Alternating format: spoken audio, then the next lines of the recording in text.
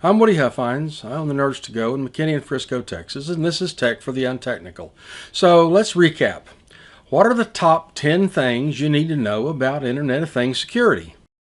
Just to review, the Internet of Things are those devices that you have in your house that are not normally Internet connected, but become Internet connected for your convenience and comfort, like light bulbs and cameras and doorbells and toasters and refrigerators.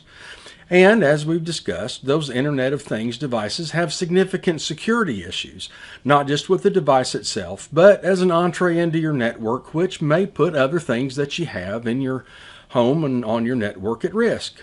So what are the 10 things that we need to go back through and talk about for Internet of Things security?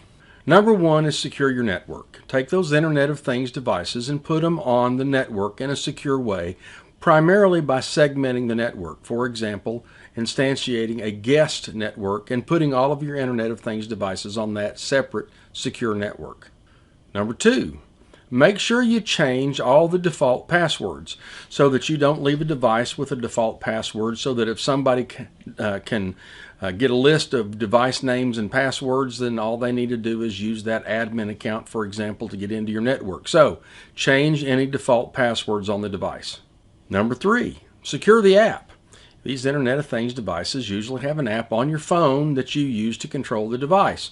When you install that application, make sure that you look very carefully at the terms of service or the end user license agreement to see what information it's sharing about you, and make sure you understand what permission the application is asking for. That you rationalize, does your camera in the backyard really need access to your phone list, for example? 4. Update the application. Update the firmware. Update anything that's connected to an Internet of Things installation. You want to make sure that you have the latest and greatest version of the firmware, the application software, and anything else that can get updated. 5. Keep it simple. If you can, avoid those devices that use hubs to control the Internet of Things device, like the light bulb that has a hub, because increasingly the more single components you have in a chain of communication on the internet, the less secure it is. So keep it simple. Go with a straight IP device. 6. Consider the lifespan of the device. Of late, in internet security world, there have been vendors, notably Best Buy and Home Depot, that got out of the security business, and you are left with things that are no longer supported.